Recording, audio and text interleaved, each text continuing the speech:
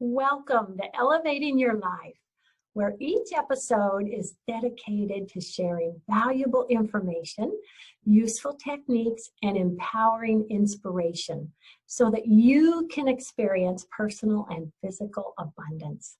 Success and happiness are within your reach. I am your go-to gal who will help you find your happiness triggers and a true elevated life. I am your host, Paula Vail. I am so happy today to share with you Rob Leonetti. I have had the pleasure of interviewing him in the past and just have to continue to do so because he's so fantastic. A little bit about Rob. He is a transformational speaker, author, and entrepreneur. And we are going to have so much fun today, Rob. Right. Thank you. Thank you so much, Paula. It is so amazing to see you again. It's always such a pleasure. I can't thank you enough for having me back on your show. I love it. I love it. And I'm just so excited to share you with everyone. For those of you that have not listened to Rob, you're going to love it. So tell us, if you'd like to share a little bit about yourself and what is your fun theme today that you're going to speak about?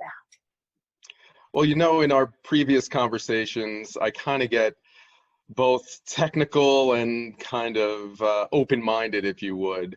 Technical meaning kind of go deep into what makes a human, because I believe that change and mindfulness and connectiveness is really the basis of what we're all about. And we kind of lose our way a lot. And that's societal and globally and right here at home inside ourselves. And it's my position, if you would, the more you know about how you actually work, the better off you could be in managing and regulating yourself if need be. So that's the purpose. That's the subjective, want or need. If you want to try to regulate yourself, and if you're looking deeper but are just kind of lost and confused, I've spent a lot of time trying to figure those things out. So I love to bring my message to you and your audience. Oh, I love it. I love it. So yeah, just jump in, Rob. And sure. In this talk, I'll start out with asking you a question, because I want to do a little analogy for the audience to see if it resonates. So let me ask you, Paula, when it comes to your computers, are you a Windows or a Macintosh person, an Apple person? Well, I am a Bill and Melinda Gates girl. So yeah, being a Pacific Northwest girl, yes. Okay. Yeah, with Microsoft. Awesome. So I think a person is more like a computer than all of us realize. Now, we have the same analytical and creative processing inside of us, but like any machine, what happens when something goes wrong? What happens when our pre-installed software, in our head becomes a problem? They say in PC world, it becomes corrupt. Where's the geek squad to help us out, right? There's usually not one. We're kind of dependent on ourselves and our environment and the stimulus that comes in our brain. So what I want to talk about is the analogy that this computer kind of system relates to a human being, because we're all outwardly very simple. Our hardware is slick and cool, attractive, easy to use. But inside, our components are in a dark, more complicated, kind of specialized by design to do, a really specific job. There's a microchip for our brain. We have long and short-term memory and a hard disk for permanent storage, microphones for ears, speakers for a mouth, and a power supply for a heart. So even our eyes inside a visual display that we look at our computer desk. So there are pieces and parts all interconnected, inside of us, and they all share a symbiotic relationship. They all depend on one another, inputs and outputs. And then the software, the software not only pre-installed what you come with as a person, the operating system, but the stuff you install along the way, along your life, like you do in a computer, the downloads or the information, the third-party programs of questionable origins, potential viruses and malware that permeate deep into the programs. And then they pop up anytime you boot up the computer in the morning. We've all had that, right? Mm-hmm. It's frustrating, but almost sometimes it's too much to deal with, and we become desensitized to all those programs that pop up. We almost consider them part of the routine of getting online. It's crazy what we get used to. Now, you know me, I'm not a scientist, I'm not a doctor, or I'm not even a computer programmer. But for over 30 years, I've been a student of human behavior, health, and wellness. It's what I'm passionate about, including getting under the hood, really, of neuroscience, biology, and exploring the energy that makes us all self-aware. You can call that consciousness, spirit, God, whatever. It's the same in my view. It's what makes us sentient beings and what we call our home inside ourselves. So I've interviewed my share of clinical and scientific people, experts in their field, to understand that condition and my own challenges of years of anxiety, depression, difficult physical illnesses that I experienced. I have my own story, like everybody has their story.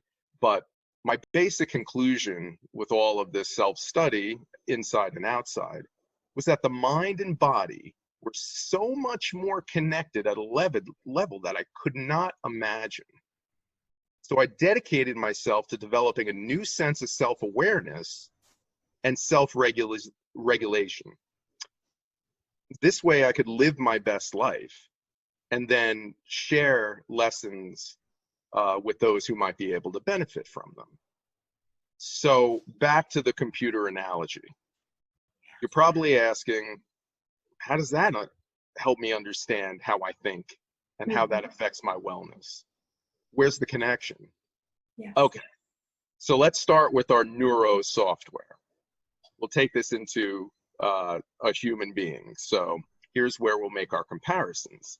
You know, the programs deep inside our skull, inside the squishy 3 pounds of mush called the brain, your exterior hardware that looks like you,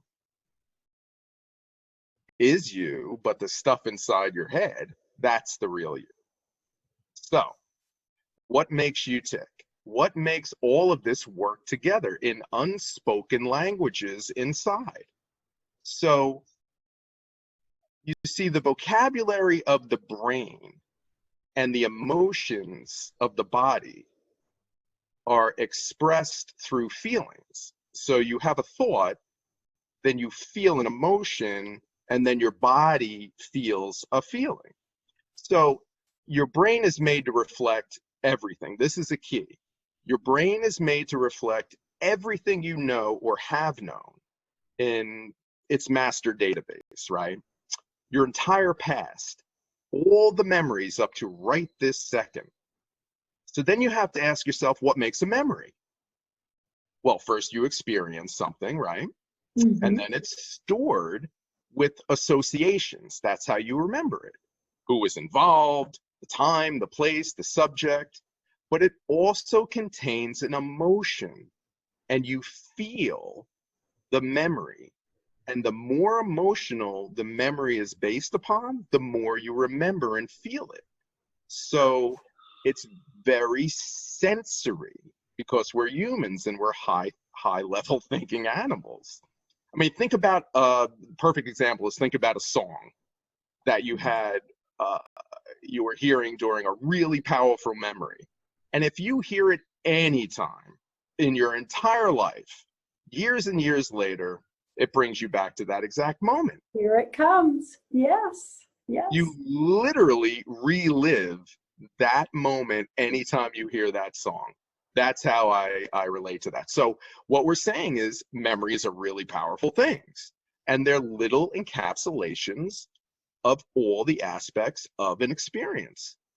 And the more powerful the emotion, the stronger the memory, like we said. And this is a big deal when it comes to trauma, because emotions are so strongly associated with traumatic events that they're very difficult to move past, very, in a healthy way. So that's why trauma lasts so long, Wow. because you dwell and the chemicals that are released stay in your body. And for it could happen, it could last for years and years. And that's where maybe a clinical professional is in order. But so now we understand a little bit about emotions, thoughts, and feelings, and keeping those previous points in mind about memories. Let's take a look at how we all start our day. Now, this is really interesting when I realized this. So, most of us wake up in the morning with all the best intentions of taking on the world. But what do we do? What do we all do? The most common thing is we lie there remembering all our problems. We go over the past and relive it. And by definition, all your problems that you're thinking about are in the past. So you start your day stuck in the past. Yes. And like we said, all those problems have an emotional tie to them. So you start feeling the emotion, and where do you feel it? You feel an emotion in your body. Your heart races. You get sad, you get scared, whatever the case may be. But here's the thing. Your poor body cannot tell the difference between the reaction to the actual event in the past or your thinking that's conjuring up that memory. So to your body, it's the same thing. So how you think and how you feel create your state of being, your state of mind, your state of self. So if you start your day already in the past, that's kind of an interesting proposition, but it's really common and it's a really bad habit. And part of why we do this, I mean, we're the victims of our own selves. We're wired this way. We're wired to protect ourselves and survive. That's our most basic instinct. So we scan our environment for problems. And let's face it, in this day and age, problems are not that hard to find. So this is how we wake up and we start our day in this cycle. So this is a hardwired habit. We're almost not to blame. It's part of being us. So this habit literally becomes, and this is kind of deep, the habit literally becomes a predictable future because you're stuck in that emotional state, all courtesy and connected to your past. Thank you very much, past. Yes. If you can't hack that system, computer, and break the chain, you're going to continue in this subconscious routine and create the same life day after day because you're releasing the same chemicals associated with those past emotions. And you could be dang sure your body is going to get addicted to them. Oh, So guess what? Those feelings are how you define yourself. Like we said, your state of being. You are literally addicted to yourself. wow. So if we talk about why addiction is so powerful, it actually means its root is in Latin, addiction, and it means the state of being enslaved to a habit or practice or to do something that is psychologically and physically habit forming, like narcotics, to such an extent that stopping causes trauma, like withdrawal. Really, really fascinating because we're chemical machines. So it makes perfect sense that we get addicted to our states of being, but yet our states of being are in the past. So we're not even in the present. That's why the the power of now is so important. So by the time, so you go through your life and your hardwiring and your habits are happening from a child, and by the time you're in like your mid-30s, basically 95% of your whole personality is pre-programmed. It's done. Now you're hardwired. All your behaviors, reactions, your habits, your beliefs, your worldview is pretty much in stone. So then what do you have? You have the 5% that's left and not stuck in the matrix. And what if that little piece wants to change or do something new? But your body is still hungry for its daily fix. That's why change is so hard. So literally, you're such a junkie to yourself that you'll make any excuse or use any person to get the rush of whatever emotion validates your identity. Like drama. Oh my God, tell me you don't know people who can't live without drama in their lives. That's true. Yes. Yes. Right? Everybody knows. They're addicted to it, and they probably don't even realize it. No, that's the scary thing. It creeps up. So even when these people, even when their world seems like it's totally on track, they'll always find something to complain about, right? When you outwardly see the person, they're on top of the world, but they'll complain about everything just so they could stay in the state of depression or anxiety that they define themselves by. So if they even begin to feel happy, they'll subconsciously go out of their way to either find a way to get their fix or sabotage themselves and boomerang right back to being their old selves, because taking that chemical away is going through withdrawal. So your addiction to yourself is as strong as steel.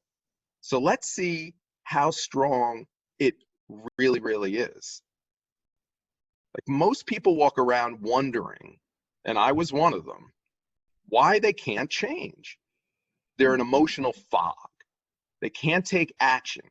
So they wait and they wait and they wait for a reason to find them, like loss or disease or a tragedy, to even consider making their mind. I'll quit smoking when. I'll turn over that new leaf when this drama happens, and oh my God, I saw my good friend pass away. I'm gonna try to be healthier because they weren't, and that's gonna be my impetus. And meanwhile, it's lip service only, and nothing ever happens. Yes. A study published in this is fascinating. A study published in the journal American Medical Association shows the results of behavior changes in patients after suffering a heart attack or a stroke. Now, if this doesn't say it all, I don't know what does. Doctors asked for 3 new behaviors: to stop smoking after the heart attack or stroke, stop smoking, eat healthy, and do some exercise. And they had 7,500 patients in 17 countries. The result of this experiment was less than 30% engaged in 1 or 2 of those lifestyle changes, and only 4% adopted all 3 habits. So almost 70% did nothing after having a heart attack or stroke. Following a real close to death situation, they still failed to change. Wow. That's how crazy hard it is to change. So it's important to understand, because moving from, let's call it the old self, to the new self, the self that wants to change, is really like death. It's like the neurological, biological, genetic death of your old self, because you're releasing all of those chemicals, all of those hormones that make you feel like you. Yes. That's scary, right? So this leads to discomfort and uncertainty, and humans do not like uncertainty at all. We like the familiar, the warm and fuzzy state of our comfort zones, yes. predictable with the illusion of safety. So why Why is a dysfunctional state of being better than changing? Because we can predict it. It's not unknown. It's not frightening or an unfamiliar future. So we're so addicted that feeling guilty and suffering in silence is better to us than true change, because we could predict our guilt and our suffering and our shame from not going forward and trying to change. We know it.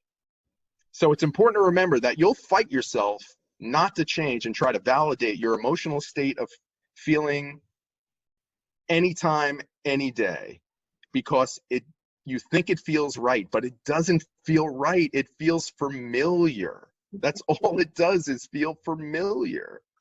So let's talk a moment about some empowering tools to change all of this, to get out of this bondage. Yes. One of the most powerful things, it's an interesting term. It's called metacognition. And what's that crazy term?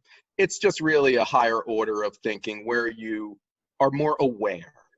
It's where you become more conscious of your thinking, so you could observe yourself and your patterns, so you could become more in control of yourself, kind of to catch yourself before you go off the precipice and do something silly that you've probably done 100 times. So to make lasting change, you have to hack your operating system, just like your computer. It's that simple. You have to enter the space between the unconscious and the conscious mind and install new neurological hardwiring.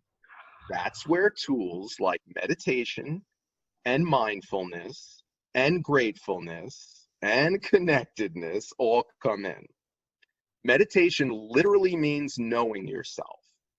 And you could use meditation to help disconnect and loosen the bonds of the habitual states while planting seeds for the new ones.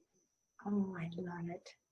If you can thoughtfully, Paula, and quietly disconnect, and you know all too well about this, meditation, Reiki, the powers involved in those, quietly disconnect your body from its emotional addiction and think about those things and visualize those things that you're passionate about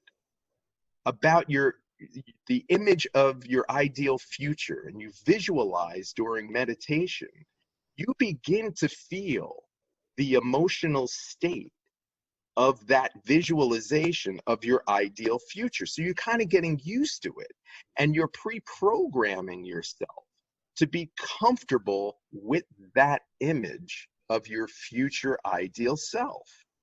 So when you do this and you do it consistently, your body, your biology, that thing that becomes addicted, begins to change, and your perspective gets altered to see this change as a real possibility, and not boomerang back through drama, and not find an excuse to not go forward and not give it your best effort. You're really associating your ideal self with the potential of achieving it. And it's all through the mind, the emotion, the feeling, and the creation of the certainty that could be you. So it's almost like creating a new pattern of thinking and habit that's going to create a new direction and become more and more familiar, correct? Absolutely. And it's your belief. You can do anything. Anyone has the power to do anything. Let me say this, if you believed with 100% certainty that you could do XYZ, like there wasn't even a potential of failing, do you think you would do XYZ? Of course. It's 100%, it's a lock. But when it's scary, you're going to recoil from that. But if you then train yourself and train your belief system to have the confidence to move with courage, because your biology is changing, instead of being afraid, you're kind of getting the sense it's a foregone conclusion by training your mind, which trains your biology, that whole connectedness through mind and body. And then it becomes a state of being, like that state of being that you're caught in the past and anxious and afraid and whatever your problems, unfortunately bring to your mind. Usually problems are problems because they're not great. So that's not a great sense of being. So, fantastic. And Rob, we have about 3 minutes left in the show. Sure. This is so fantastic and really a lot to think about. I mean, this really makes sense, but yet I see it as very exciting also. What last words do you want to share with us? Sure. Before we say goodbye, Rob. And I know it's a deep subject, but it's so important.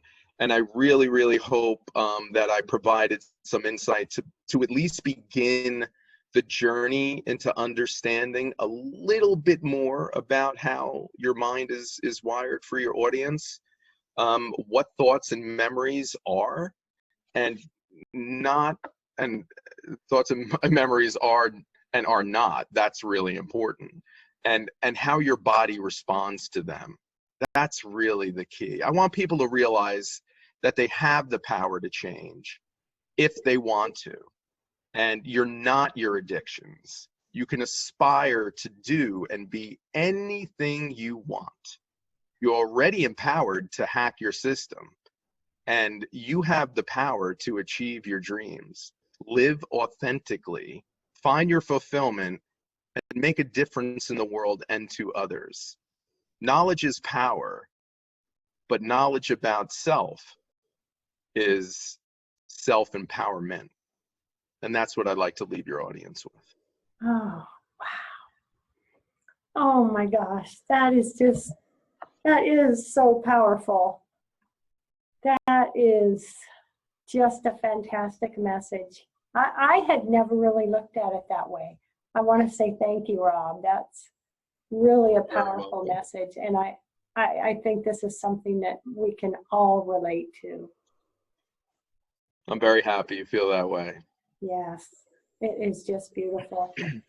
And everyone, Rob is going to be on the show again. So, keep your eyes open for his next episode. It's going to be coming.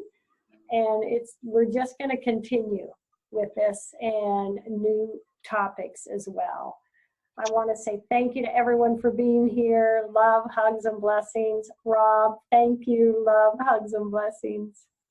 Likewise, Paula. And if your audience wants to find me, they could go to robleonetti.com or at Instagram at robleonetti, or feel free to even email me. I'm happy to answer any questions. And that one's robleonetti92@gmail.com. Thank you. Love it. I love it. Thank you, Rob. Thanks, Paula. Bye.